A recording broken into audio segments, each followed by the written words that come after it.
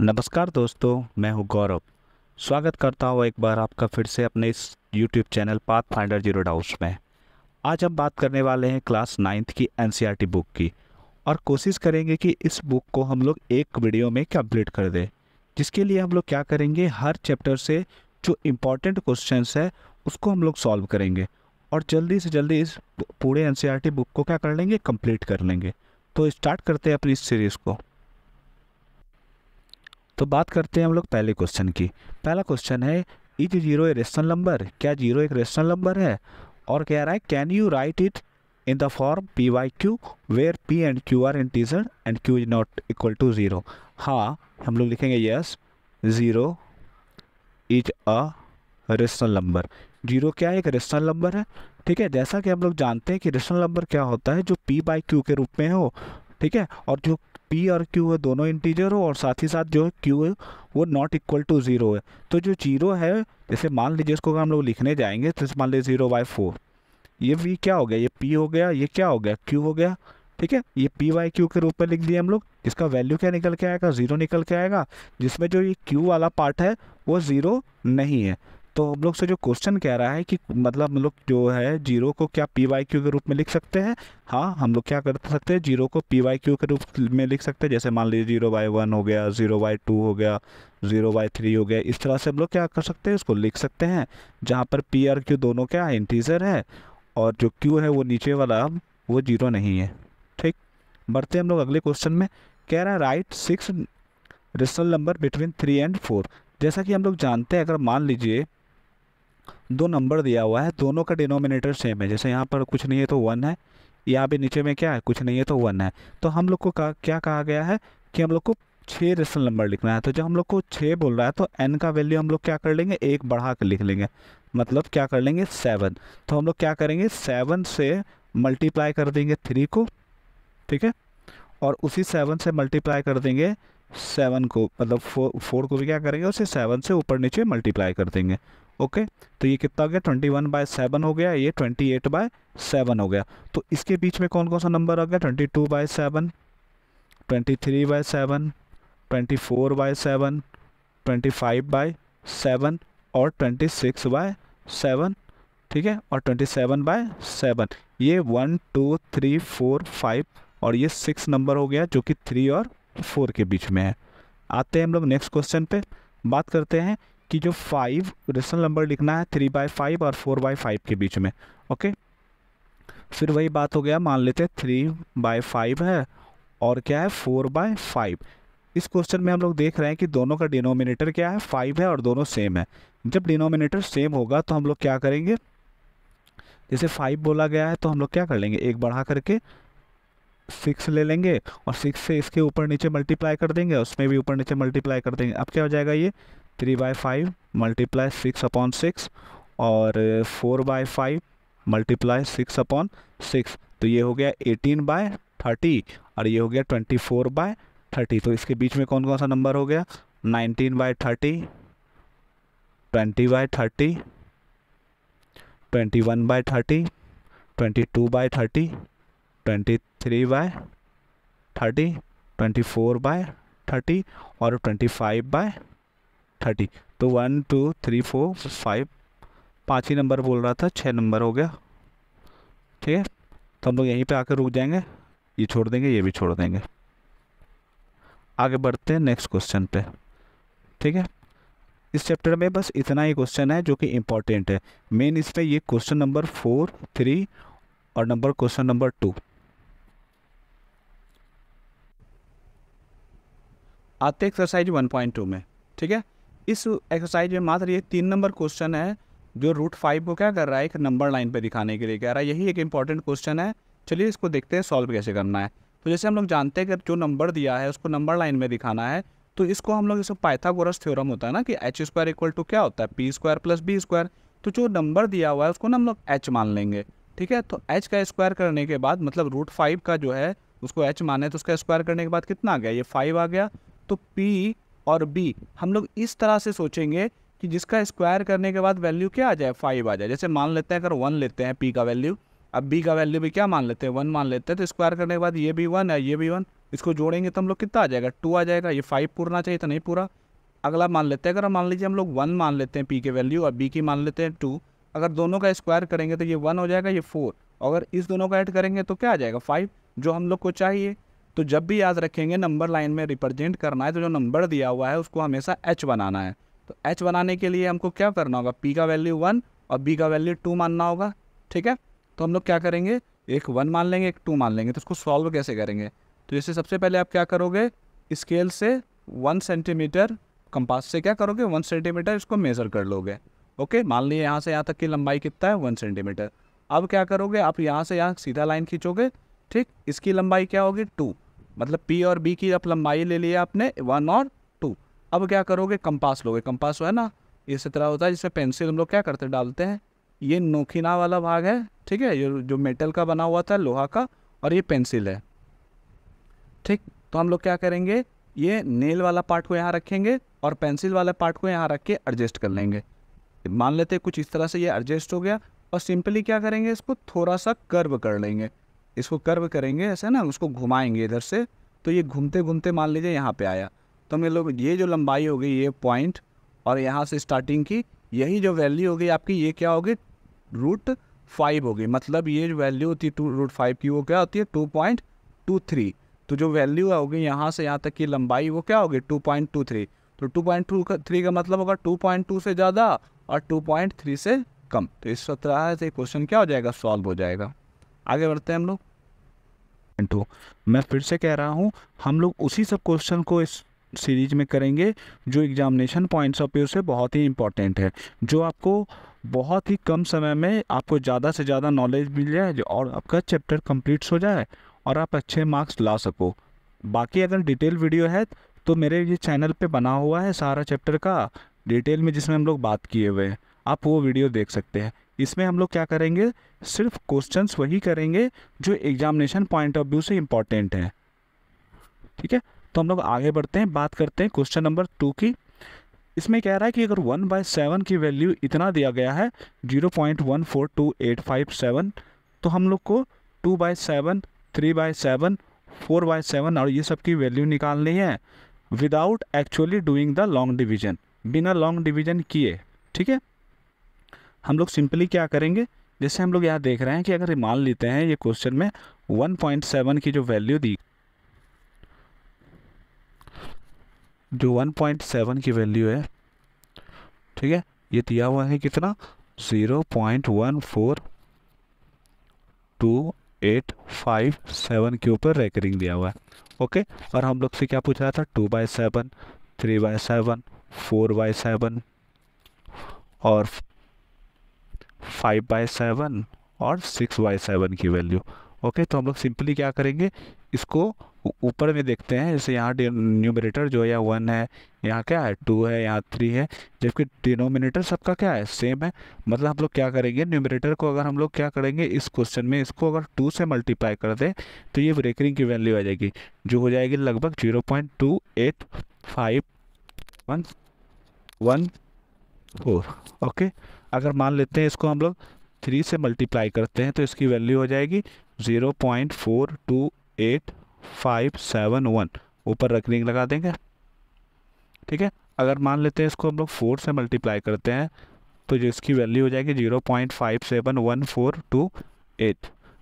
अगर मान लीजिए इसको हम लोग 5 से मल्टीप्लाई करते हैं तो इसकी वैल्यू हो जाएगी 0.714285, सबके ऊपर रेकरिंग दे देंगे। और लास्ट 6 से अगर मल्टीप्लाई करते हैं तो ये हो जाएगी 0.855714, ओके। ये क्वेश्चन नंबर 2 का सॉल्यूशन हो गया। अब आते हैं हम लोग क्वेश्चन नंबर 3 पे। कह रहा है express the following in the form of PYQ, okay. सबको PYQ के फॉर्म में लिखना है। इस टाइप के क्वेश्चंस हमने अपने सीरीज में पहले ही कर चुके हैं, ठीक है। इसमें आपको प्लेलिस्ट में आपको आराम से वीडियो मिल जाएगी, आप वहाँ से देख सकते हो। हम लोग बात करते हैं क्वेश्चन नंबर 3 की। जैसे पहला है क्या कि 0.6 के ऊपर रेकरिंग है, और हमको क्या करना है, इसको PYQ के फॉर्म में लिखना है। तो सबसे पहले हम लोग क्या करेंगे, लेट इसको x मान लेंगे, x = 0.6 पे रेकरिंग, ओके, जैसे हम लोग जानते हैं कि अगर मान लीजिए रेकरिंग अगर एक अंक पे है तो 10 से मल्टीप्लाई करेंगे, ऐसे करके मान लेते हैं अगर रेकरिंग 2 अंक पे रहेगा तो 100 से मल्टीप्लाई करेंगे, अगर मान लीजिए रेकरिंग 3 अंक पे रहेगा तो क्या करेंगे 1000 से मल्टीप्लाई करेंगे, इसी तरह चलता जाता है। तो सबसे पहले क्या करेंगे, इसको x मान लेंगे, ठीक। अगर यहाँ एक अंक पे रेकरिंग है तो लिखेंगे मल्टीप्लाई बोथ साइड्स बाय 10। तो ये क्या हो गया 10x, और ये क्या हो गया, एक अंक से मल्टीप्लाई करने के बाद एक डिजिट इधर शिफ्ट हो जाएगी, अगर 100 से मल्टीप्लाई करोगे तो 2 अंक इधर शिफ्ट होगी, अगर 1000 से मल्टीप्लाई करोगे तो 3 अंक इधर शिफ्ट होगी। तो ये क्या हो जाएगा 6.6 पे रेकरिंग। आप इसको 1 मान लो इक्वेशन, इसको क्या करो 2 मान लो, लिखो सिंपली सब्ट्रैक्टिंग 1 फ्रॉम 2। एक को हम लोग क्या कर रहे हैं 2 से घटा रहे हैं। जैसे आप नॉर्मली देखो कि ये वैल्यू क्या है 0.6 पे रेकरिंग है, और आप क्या कर रहे हो माइनस क्या कर रहे हो 6.6 से आप क्या कर रहे हो उसको माइनस कर रहे हो, क्या आ जाएगा ये रेकरिंग वाला, ये भी रेकरिंग वाला कट के 0 हो जाएगा, ये सिंपली क्या बच जाएगा 6, और ये 10 में से 1 x जाएगा तो कितना हो जाएगा 9x। तो 9x की जो वैल्यू जाएगी क्या हो जाएगी 6, तो x की वैल्यू क्या होगी 6/9, ये 2 और ये 3, ठीक है। तो जो x की वैल्यू हो जाएगी वो क्या हो जाएगी 2/3, जो क्या है PYQ के फॉर्म में है। इसी में नेक्स्ट क्वेश्चन है कि 0.47 पे रेकरिंग है, एक अंक पे रेकरिंग है, 0.47 में 7 पे रेकरिंग है। तो हम लोग क्या करेंगे फिर इसको x मान लेंगे, लेट x इक्वल टू 0.47 पे रेकरिंग, मल्टीप्लाई करेंगे both side, multiply both side by 10, क्योंकि यहाँ एक अंक, दोनों साइड हम लोग क्या करेंगे 10 से मल्टीप्लाई कर देंगे, तो ये हो जाएगा कितना 10x, और ये हो जाएगा कितना 4 इधर शिफ्ट हो जाएगा, और इधर बच जाएगा 7, ठीक है, मतलब 7 के ऊपर रेकरिंग। फिर से इसको क्या करते हैं क्वेश्चन 1 मान लेते हैं, इसको 2 मान लेते हैं, लिखेंगे हम लोग सब्ट्रैक्टिंग 1 फ्रॉम 2, वी गेट, हम लोग को क्या मिलता है, अगर 10x में से हम लोग x को माइनस कर देंगे तो क्या आ जाएगा 9x आ जाएगा, और ये 4.77 इस तरह से रेकरिंग है। आप इस पे से क्या कर रहे हो, आप माइनस कर रहे हो कितना 477 रेकरिंग, ठीक है। तो ऐसे नॉर्मली माइनस करने के बाद ये भी 0, ये भी 0, और 7 में से 4 जाएगा 3.4, मतलब क्या हो गया ये 4.3 हो गया, ओके। तो जो x की वैल्यू होगी वो 4.3/9 होगी, तो यहाँ से डेसिमल हटाने के बाद ये कितना हो गया 43/90, यही हो गया हम लोग का क्या आंसर।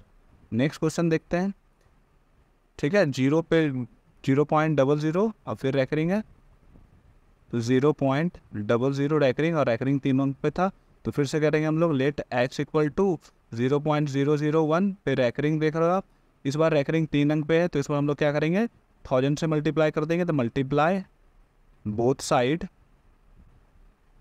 बाय 1000, तो हम लोग को क्या मिल जाएगा, ये हो जाएगा 1000 x इक्वल टू ये 1000 से मल्टीप्लाई करने के बाद ये 1 यहाँ शिफ्ट हो जाएगा, और यहाँ पे क्या बच जाएगा 1 1 1 1, इस तरह से रेकरिंग चलती जाएगी, ठीक है। फिर हम लोग क्या करेंगे 1 मान लेंगे, इसको 2 मान लेंगे, फिर लिखेंगे सब्ट्रैक्टिंग 1 फ्रॉम 2, वी गेट, हम लोग को क्या मिलता है, फिर से आप देख लो यहाँ पे, अगर मान लो 1.11 इस तरह से है, और ऊपर था 0 मतलब 0.0111 इस तरह से, तो यहाँ पे क्या आएगा 1 आ जाएगा, ये 0 हो जाएगा पूरा, और ये 1 मतलब 1.1, और इधर 1000 में से 1 जाएगा तो डेट इज 999x, और ये जाएगा 1.1, फिर x लिखेंगे 1.1, और नीचे में कितना 999, डेसिमल उड़ाएंगे तो नीचे 0, डेट इज 11/9990, ये हो गया हम लोग का आंसर। बात करते हैं अगले क्वेश्चन की, अगला है 4 5, ये उतना इम्पोर्टेंट नहीं है, 4 5 6 7 इस पे आते हैं, ये इम्पोर्टेंट है। इस बार आप देख रहे हो ना डिनोमिनेटर अलग है, ये क्वेश्चन इम्पोर्टेंट है। क्वेश्चन था मतलब 5/7 और 9/11, 5/7 एंड 9/11 के बीच में हमें 3 नंबर लिखने थे, है ना। 3 नंबर लिखने थे इनके बीच में। ठीक है, आगे बढ़ते हैं, सवाल पे आते हैं।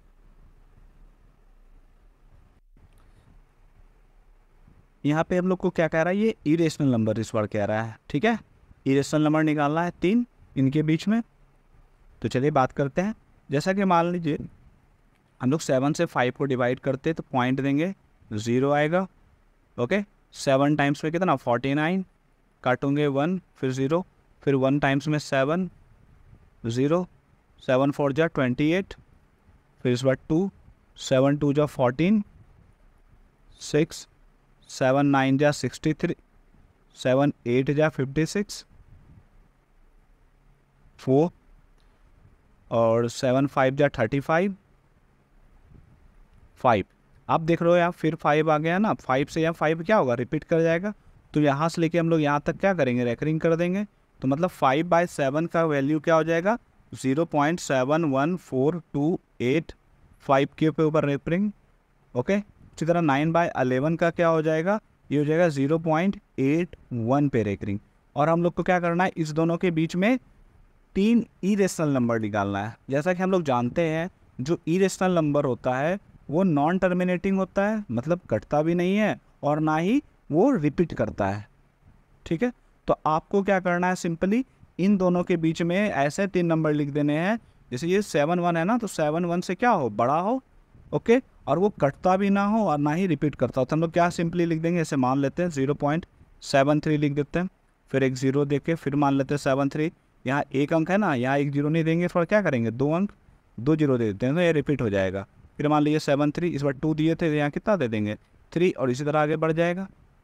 एक हो गया। दूसरा मान लेते हैं 7 5 से स्टार्ट कर लेते हैं, इससे 8 1 से क्या होना चाहिए, छोटा, तो एक 0 देते हैं। फिर क्या लिखते हैं 7 5 में फिर 2 0, फिर 7 5 में यहाँ क्या 3 0 एंड सो ऑन। उसी तरह मान लेते हैं एक 7 6 लेते हैं, एक 0, 7 6 में इस बार 2 0, फिर 7 6 में कितना 3 0 एंड सो ऑन।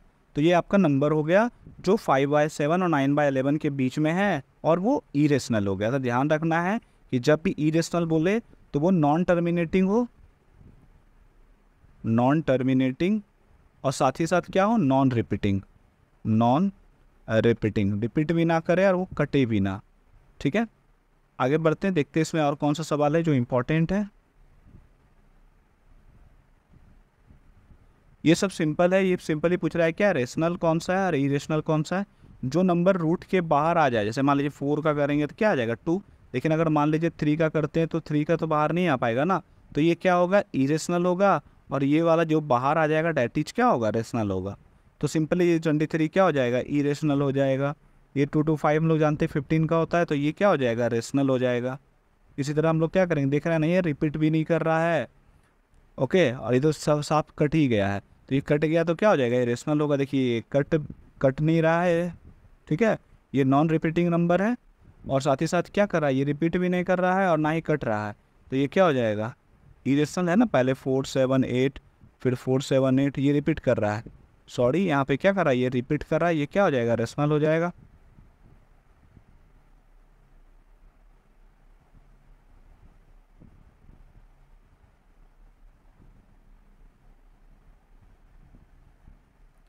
और ये नंबर देखते हैं, पहले देखिए मान लीजिए 10 है फिर 100 है, ये क्या कर रहा है, ना कट रहा है ना रिपीट कर रहा है, इसलिए क्या हो जाएगा, ये इरेशनल हो जाएगा। इस चैप्टर में इतना ही क्वेश्चन है। आगे बढ़ते हैं हम लोग, देखते हैं नेक्स्ट चैप्टर में कौन सा इंपॉर्टेंट सवाल है।